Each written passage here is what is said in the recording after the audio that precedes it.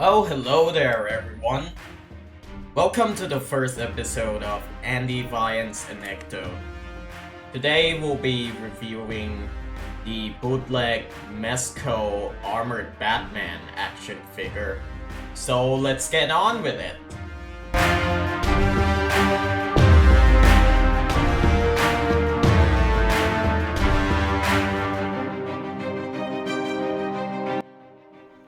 So here's the real Mezco stand. As you can see, the print on the plastic is like way better, and the foot peg is not clear plastic like this one.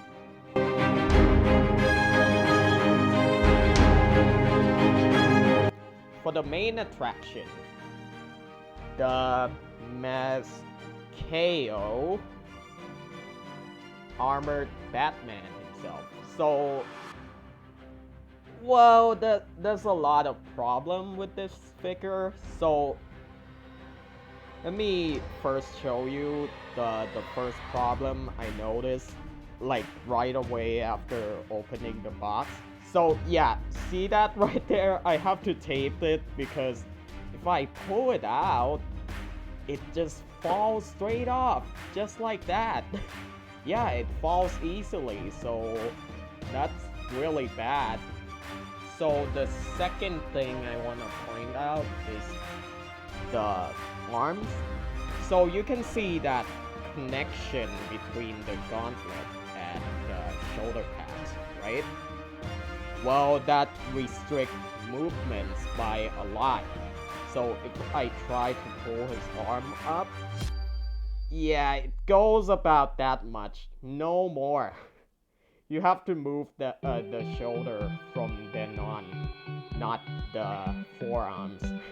The forearms just go about this much, so if you get this figure, I recommend just take the peg connection out for more articulations. Yep, there we go. So yeah, that's a lot more articulation than before. Whoops. Well, that's another problem. The hands falls off easily. The peg connections on the legs are a bit better than the forearms, but yeah, you can kick back about that much. So still bad, and it's kind of sad too, because like the knee pad here is like connected to these pegs. So yeah, you can't really move the legs that much, especially below the knees. Okay, so next problem that I found is that the belt came off way too easily. I think it's a good sign that it falls off like this. So maybe it would be better on another body. So you see here, the foot joint, it barely has any left to right swivel because this joint here sucks. But here's the thing though, he can stand on his own, so that's a good sign, even though there's no like swivel on the foot like at all. But surprisingly, he can stand on his own, so that's a good sign. Okay, so I'm gonna show you the next problem I have with this figure. Okay, come on. Yeah! Okay, so we have the head here. It comes with the light up circuit, but here's the thing, I turn it on, right? But there's still no lights. You know why? You have to bonk on his head like a few times see that flicker? Yeah, there we go. It lights up, but apparently the mechanism for the light up feature is like really bad and not tight for the the batteries at all. And I'll show you why it's like bad. Oh, here's the manual for the light up feature. As you can see, you put two AG1 button batteries into the head like that, but I'll show you why it needs to you need to knock on the head a few times. Okay, so it's designed to so that you have to yank this piece out to get the battery in or out. You have to crank it up like that, then just shake the batteries out. And apparently this part here, this cover, doesn't squeeze the batteries tight enough. So that's why the lighting system doesn't work as well.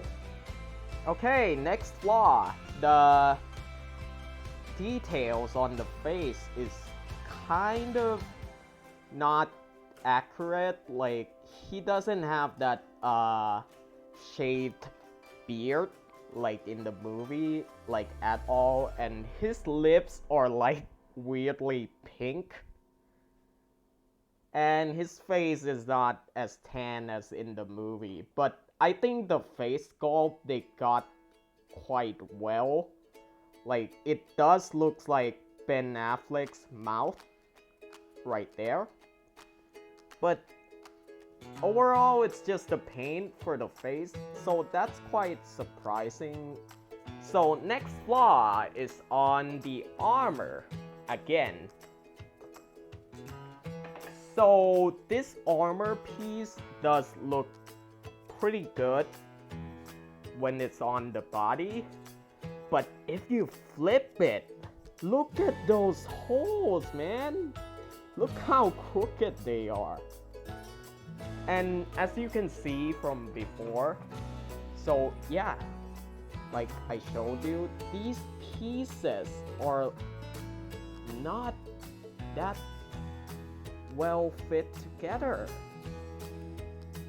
And the metal here is like really thin, and but I think I can fix it. But I'm gonna get a new body for this BatFoot first, then I'll fix it. But the cloth material looks pretty nice. But the thing I don't like about this cape is the cut here. The cuts here looks like when you use one of those scissors that's supposed to make zigzag lines.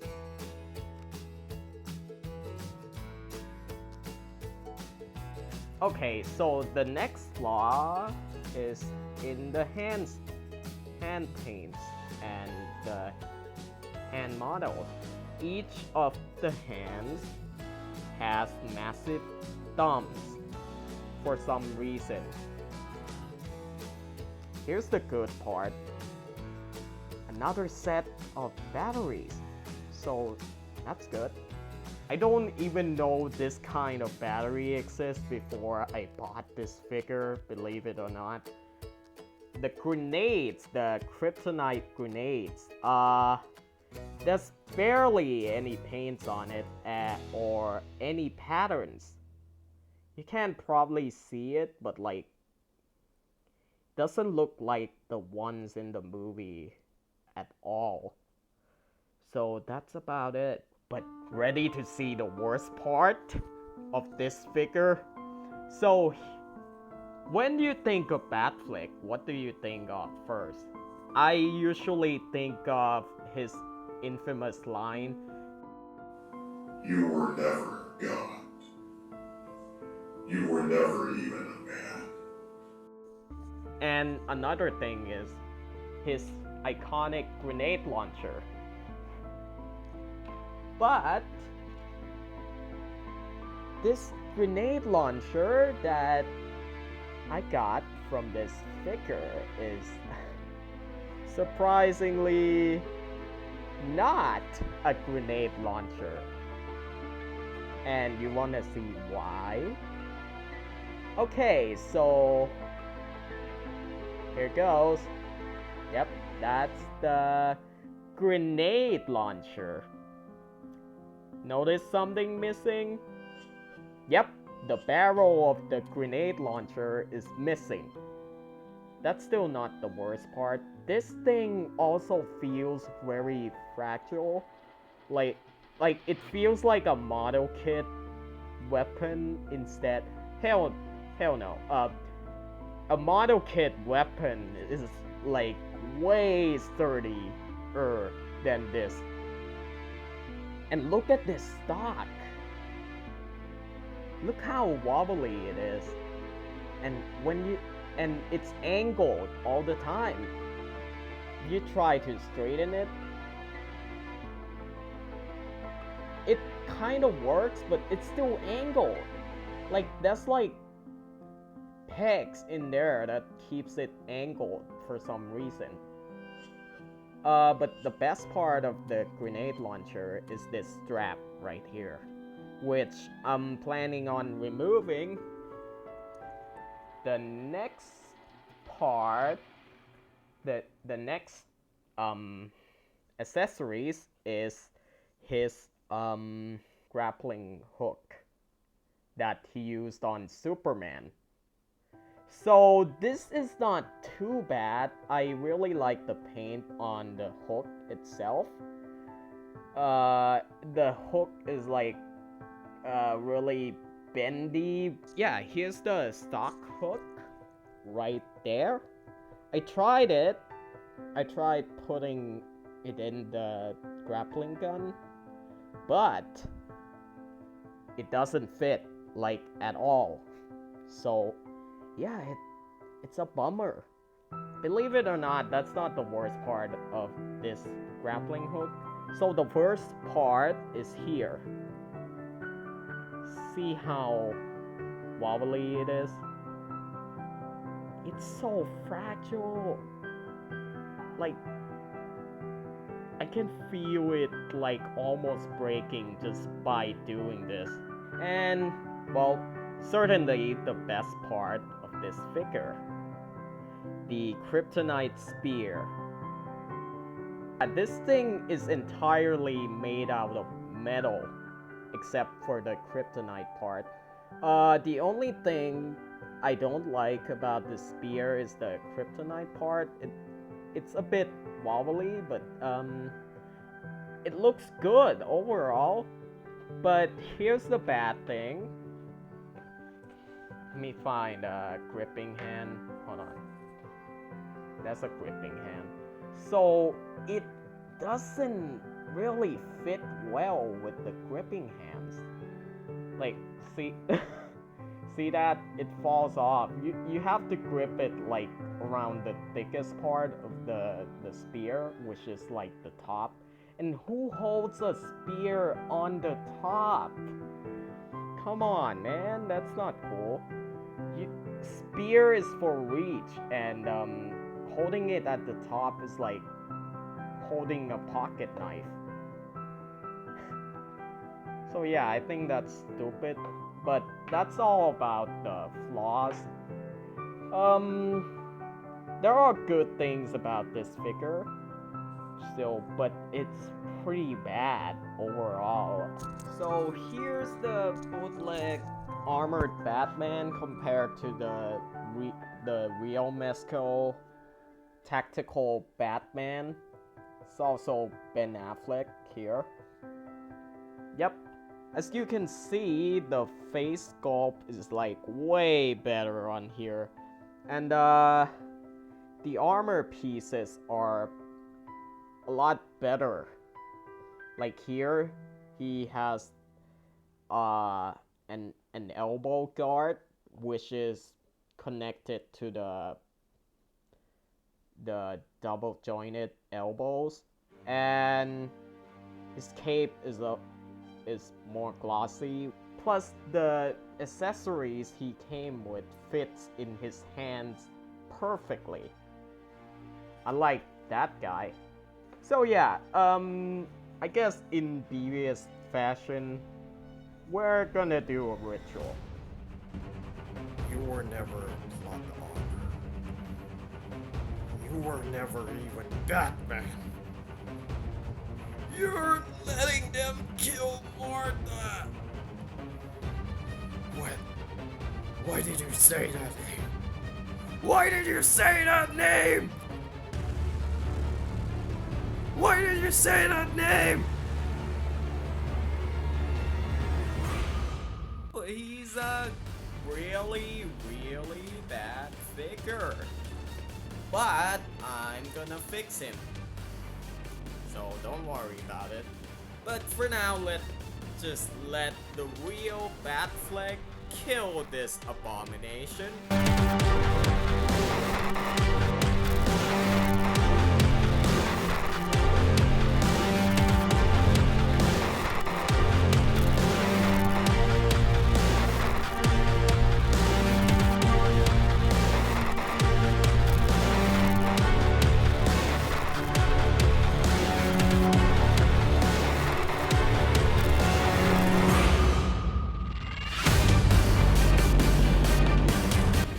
I'm Andy Ryan. Thanks for joining us today. Be sure to click like, subscribe, share it with your friends, and leave constructive criticism if need be. I'll see you guys next time. Goodbye.